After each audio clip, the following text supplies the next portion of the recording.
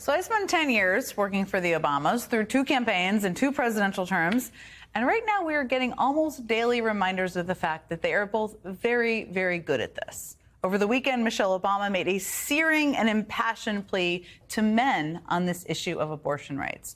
Donald Trump whined at his rally tonight about how, quote, nasty she was, which tells you a lot. It's a pretty good indicator she's under his skin. And here's President Obama just moments ago in Philadelphia, completely letting loose on Donald Trump's racist, hate-filled MAGA rally at Madison Square Garden we've been talking about that happened last night. The man holds this big rally at Madison Square Garden. And the warm-up speakers were saying the most, we're trotting out and peddling the most racist, sexist, bigoted stereotypes. One guy called Puerto Rico, quote, an island of garbage. Now, these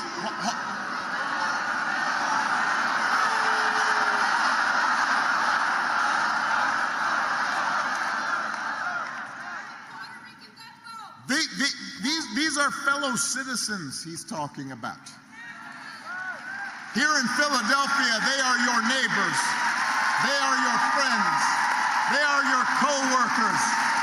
Their kids go to school with your kids.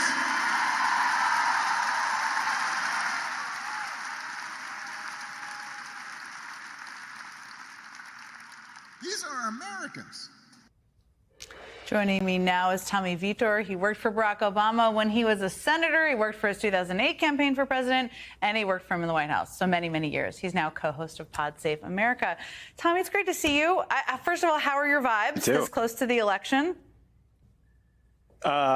Unbelievably anxious, barely sleeping, just a mess generally. How about you? Well, that's not lifting me up. Okay, I'm a combo of all the feelings. Okay, but let me just start by asking you this. I mean, we both worked for Barack Obama. You worked for him before I did. We know how good he is at this. But one of the things you're deciding in a campaign is kind of how to use people like him. It's not about moving everybody who likes him over to support her. That's just not possible. But talk a little bit about what they want out of him. They maybe want him to do that, but they also want him, I think, to excite and engage people and get them off their couches. But what do they want from the campaign from him? Yeah, and look, Jen, I feel that way every October in an election, so I didn't mean to freak anybody out there. I think Barack Obama is the most popular Democrat elected official in the party. So he's someone who can get out a big crowd, rally the faithful, convince Democrats to get out to vote if they haven't already. I think he's also been speaking directly to African-American voters and is uniquely credentialed that way.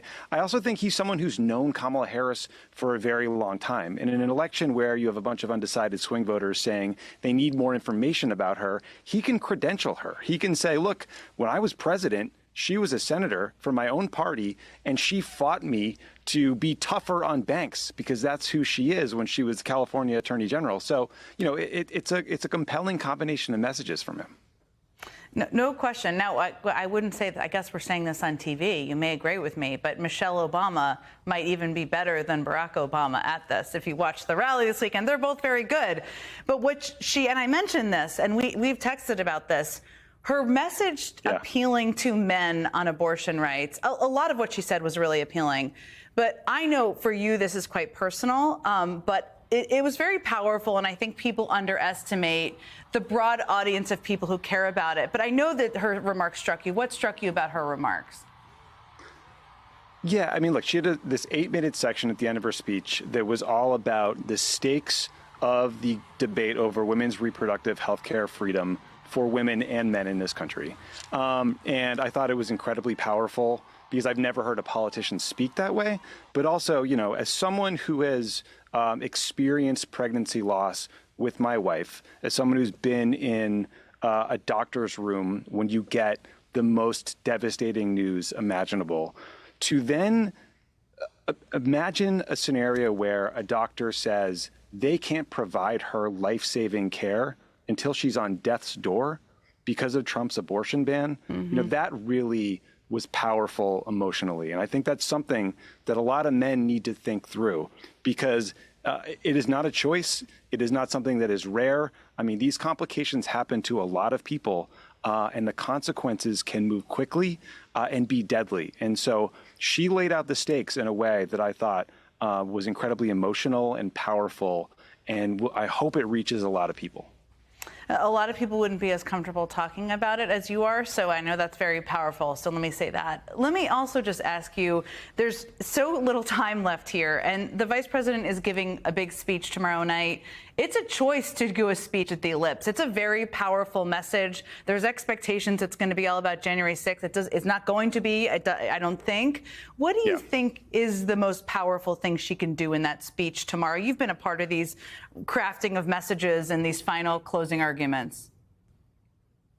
Yeah, you're right. I mean, I do think the speech is going to be, obviously, the frame is it being at the Ellipse, and that will be sort of the context through which it's reported on. I do think it's going to be a lot bigger. And I think at the end of the campaign, you're trying to frame a choice. Everything has to be a contrast of how Kamala Harris will fight for you and care about you and try to make your life better versus what Donald Trump will do, and the way he is more focused on sucking up to corporations that will give him big PAC checks, billionaire donors who want a tax cut, right? So she's got to hammer home that choice. And I also think she has to fill in what's left of an information gap about her. You know, people want to know more about her values, where she's from, her bio. There's a lot of people that just have not thought about this election yet. You know, that's impossible for people like us to fathom sometimes. But there are these late-breaking, undecided voters who are literally thinking, like, I don't know who I'm going to vote for, so I'm going to figure it out this week. And these last messages are critical for reaching them.